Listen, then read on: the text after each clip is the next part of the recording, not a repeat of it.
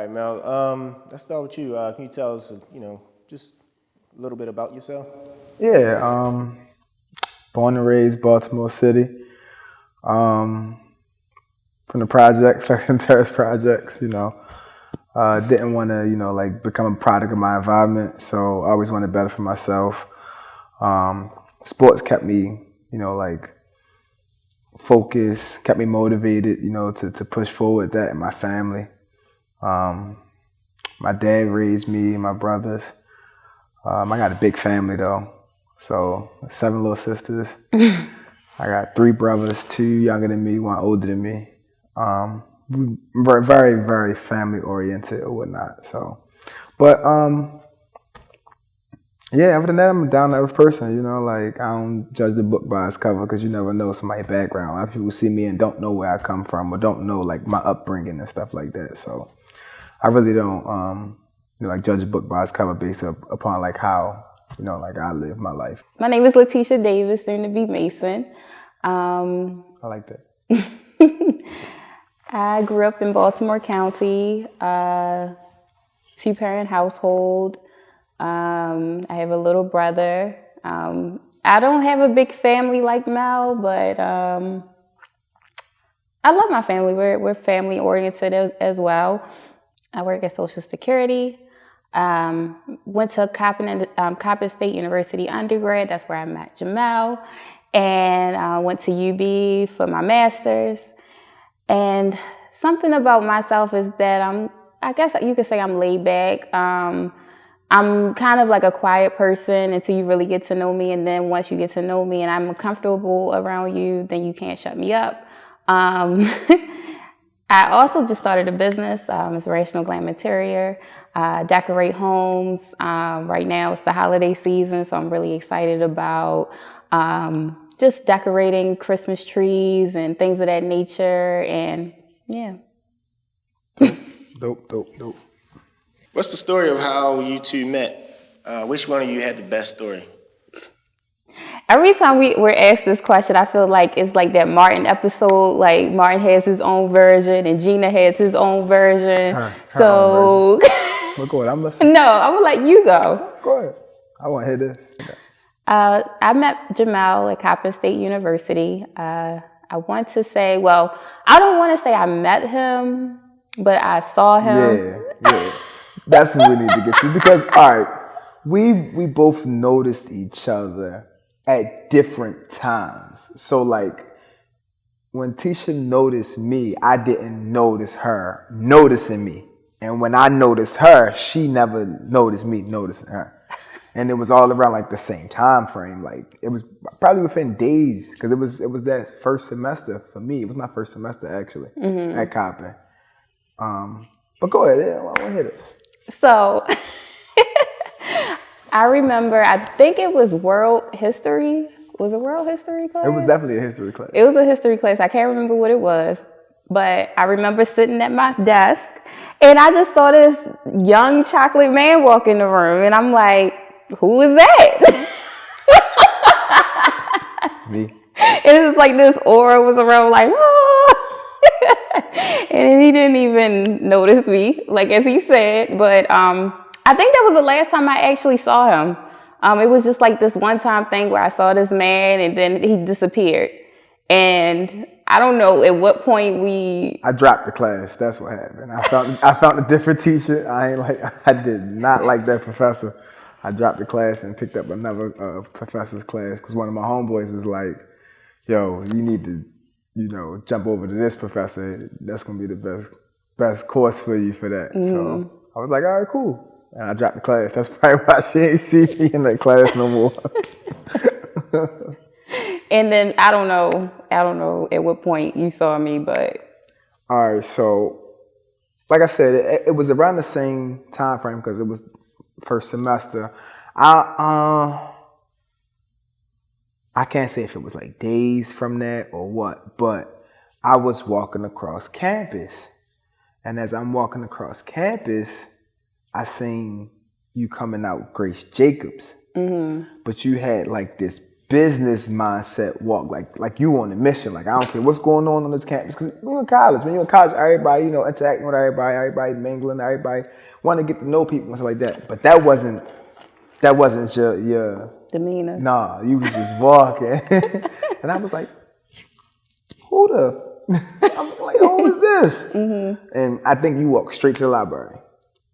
And I was like, yo, who is this? And then from there, like I like every time I saw you, it was always in passing. And then I don't know how we end up becoming social media friends. Yeah, thanks social media. I don't know. It was Facebook, because that's when Facebook was popping. Just started popping. Ooh, we telling our age. Yeah. Yeah, and the rest is history. I really don't know where, when, why, how we interacted, but here we are. Nah, that ain't true. No, that's not true. What happened? You said I posted something about buffalo wings. Buffalo wings? I don't remember that. No? No, what happened?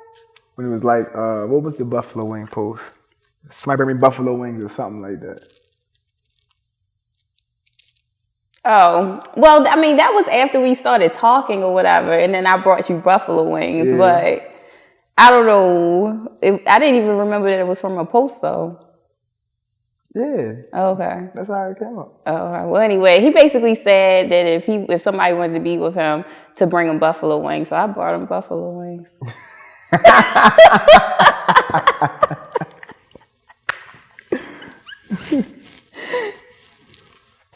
So we were dating on and off for years. I wouldn't even say dating. We were friends. Like, we were really, really good friends for a very long time. And Mel was just someone who was like a gentleman. He was respectable. He like accepted me, flaws and all. And he didn't have any ulterior motives. He was the one male friend that I could like truly trust. And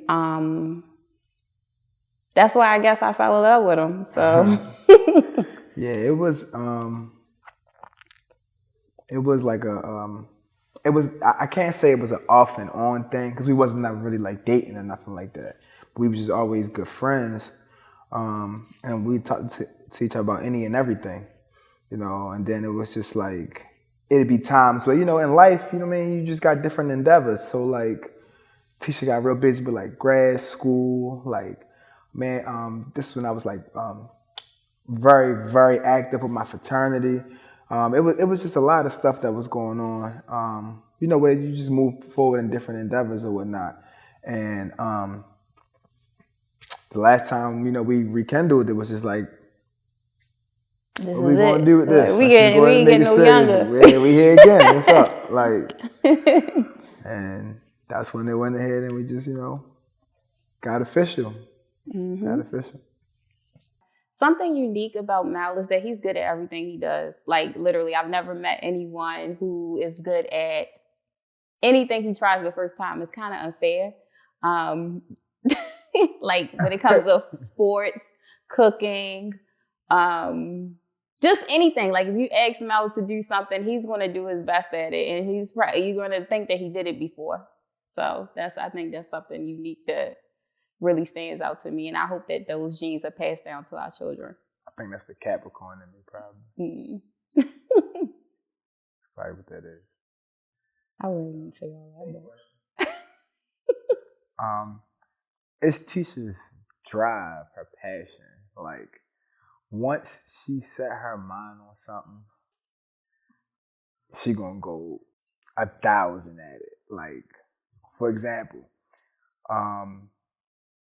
when she was in grad school, like at this time she was going to UB. I didn't live too far from UB, and it'd be nights where Tisha would be at UB, and then like we was just friends at that time that we didn't really talk to each other that much, but it'd be like nights where I'd be talking to Tisha and she walk into her car from UB, and because she parked like in the garage or something like that. Like, she's that passionate about something.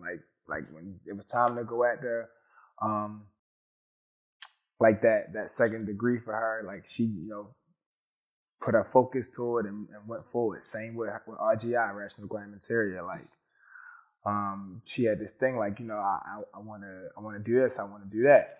And we sat down and we discussed, potential business plans for RGI, and she been at it full throttle. And it's just like, it's her focus, her drive, like that drive to want to be great and want to be successful. Like, that's something that I value about you, like, to the fullest. Like, look at you, TikTok famous now. Like, you're up here going viral on TikTok, every post it seems like. So, and stuff like that. Like, yeah, it's definitely the passion and the drive.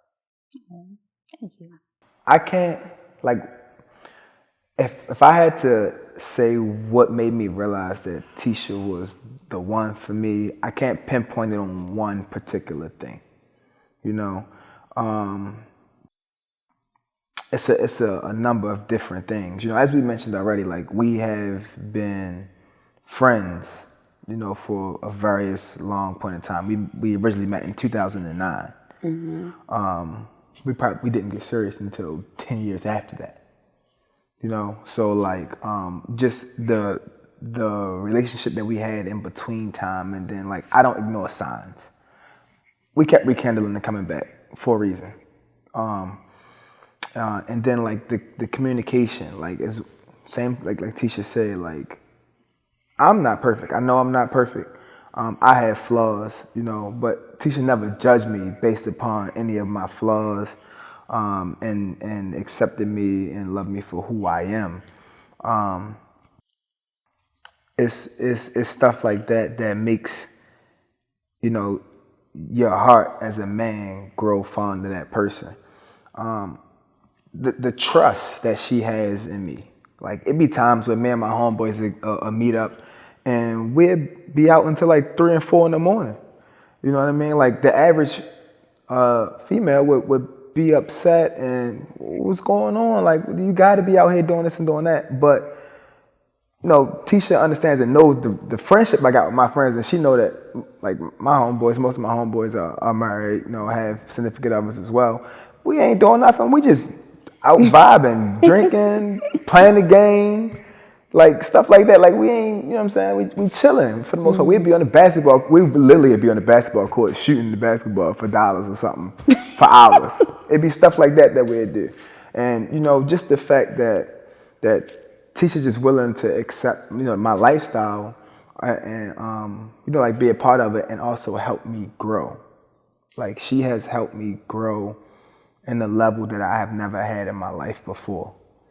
I'm talking about, and with, like, for example, within the, like, last few years or so, like, just being with this amazing woman, my credit score has grown, like, higher than it's ever been. Stuff like that, you know what I mean? Like, just not wanting, not a person that's, like, one-sided, you know what I mean? Like, it's about the growth in both of us. And she treat my life the way that she treat her own life. And so, I mean, like, all those different things, plus many more. I don't want to go into it because I ain't even, getting to my vows yet. Like, so that's coming soon. But June 18th, 2022, yeah, we'll lay it all out there. It's hard going after you. Like, what you mean? Mel definitely has accepted me, flaws and all. The trust is there. One of the things that I love most about being with him is that he's my peace. I've been through a lot of toxic things, relationships throughout the years. Not a lot, but, like, I had, like, significant experiences. And one person that I always would go to is Mel, to be there in my corner. And so he knows the ins and outs. He knows my flaws. And even, like, when it comes to us having disagreements, he calms me. Like, when we have arguments it's never, I wouldn't even say arguments, it's disagreements. Like, we never raise our voices. He's very respectable. He's taught me how to be respectable in times where we're not seeing eye to eye. And I truly appreciate that. It just makes our foundation more solid. And I really appreciate him for that. And the way that he just is, not only with me, but with everyone. He treats everyone with the same level of respect, and, you know, gives his all into every relationship that is valuable to him. And so that just tells me a lot about, you know, how he'll treat me, how he treats family, how he's going to treat our kids. And that's just one thing of the many that, you know, stands out as far as like the thing that really made me realize that that's who I wanted to be with. So,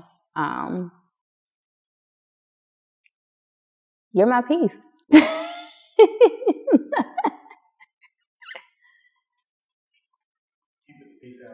What happened at the proposal? Do you have any funny stories to go with that? So the Tell day, your side. Yeah, tell your yes, side. the day. Well, do I want to start with the day of the proposal or days leading up to the proposal? All I can say is that Mel was acting very weird. I wasn't even trying to, but it was just like I knew it was stuff that I had to do. You know what I mean? Like I wasn't trying to act weird. I mean, but I was just like, go ahead. I'll let you talk. Go ahead. I ain't mean to cut you off. Go ahead. Go ahead. So I would say, like, and then you were telling on yourself, like the day of the proposal, which was Thanksgiving 2020, he had posted on his Instagram story something like, can't sleep. So I'm like, why can't he sleep? And so all that day he was acting weird. That wasn't about that though. Why wasn't it? So why couldn't you sleep? It was something totally different. Oh, well, anyway, I assumed that you were nervous about something. And then as we were preparing Thanksgiving dinner to take to my parents' house, I know, but because you don't get nervous, you were being weird because you were nervous. So you thought, but it was about something totally different. Anyway. So he's like suggesting certain things, like, because at first when we decided that we were going to my parents' house for Thanksgiving, I wasn't going to really dress up. I wasn't going to do my makeup. I really wasn't going to do too much with my hair. And he was just like, you know what, you should dress up today. You know, you should, you know, put on something nice and, you know, do your makeup. Mel never tells me to do that. First of all, Mel really doesn't care for makeup. So for him to tell me to put makeup on, that was weird.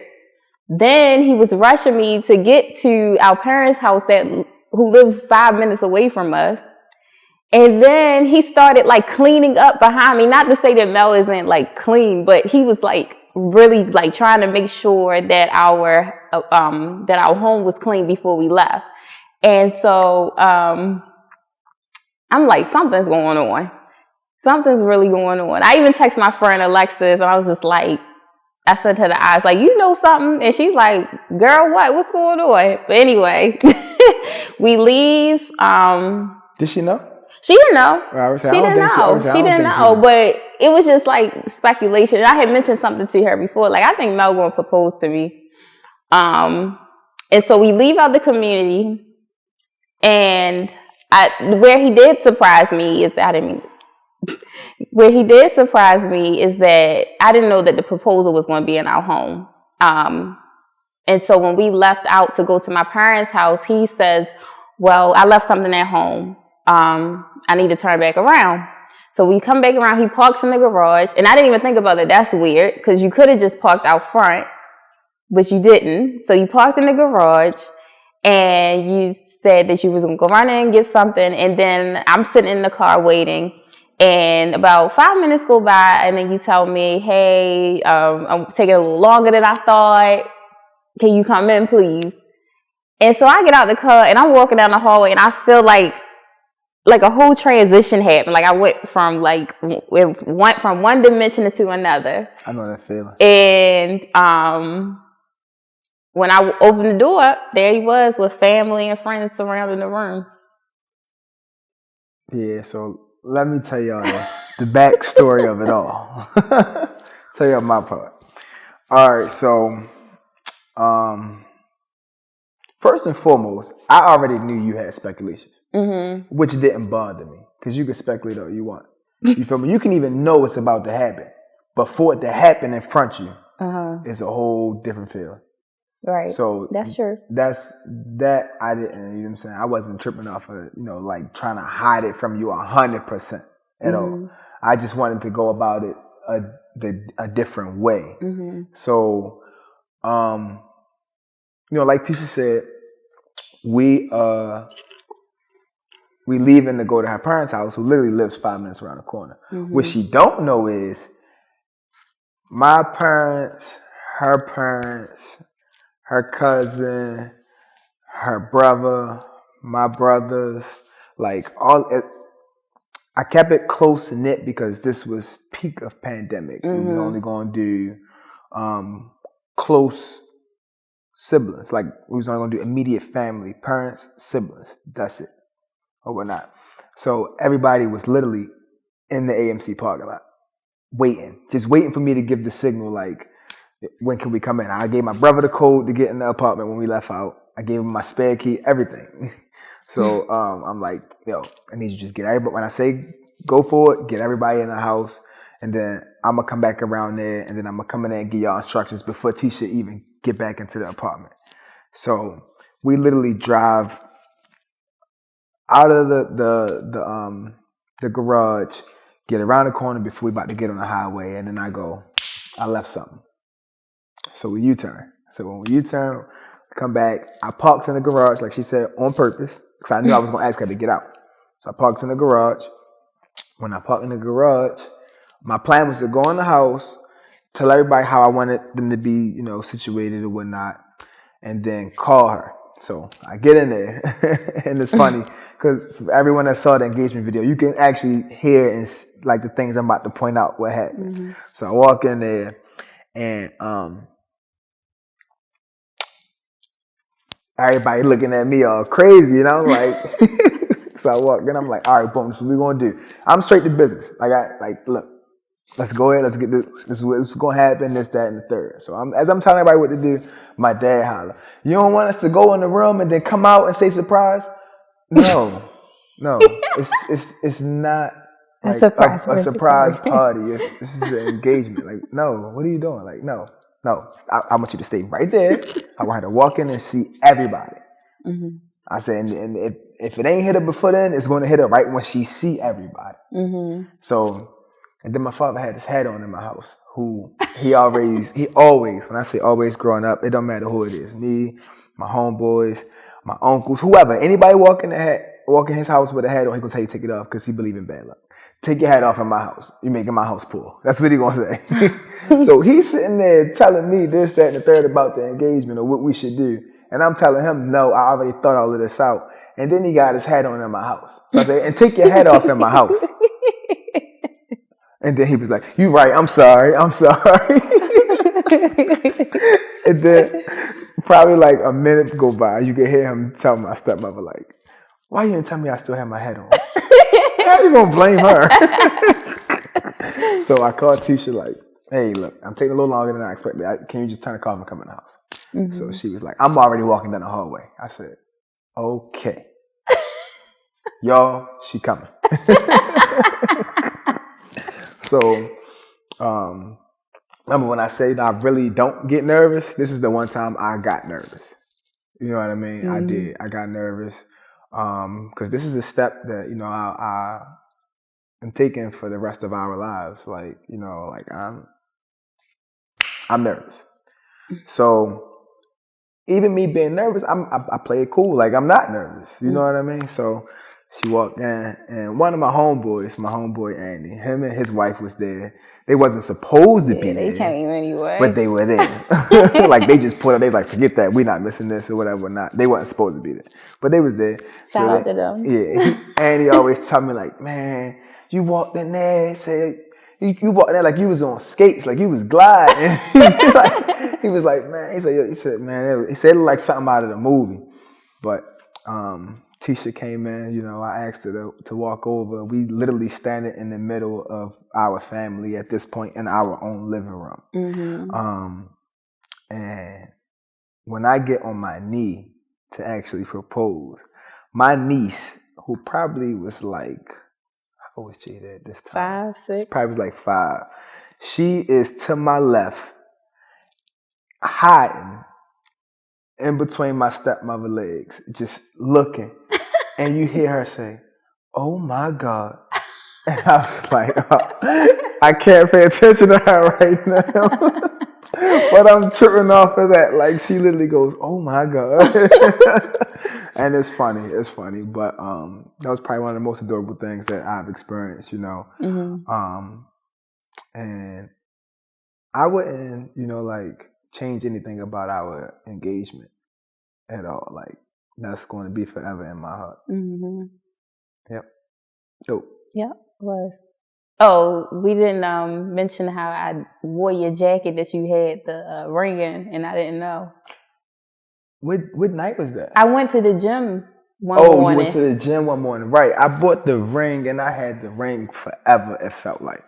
The ring was burning a hole in my pocket. I said, I got to get this ring out. But the thing was, I was so obsessed with the ring that I did not want to give it to nobody.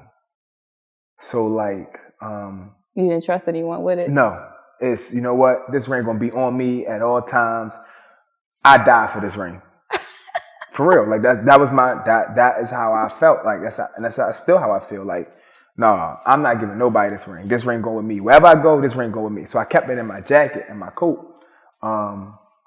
And at the time, Tisha was getting up, going to the gym, like 5 a.m. So I still be asleep. I wasn't waking up until like 7:30.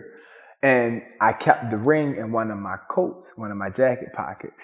And she got up and wore my jacket to the gym. I never knew though. I never knew until I told you where I had the ring at, and you was like, I wore that jacket. I was like, wow. And I never once felt it. Crazy. I'm glad I didn't ruin that. Me too.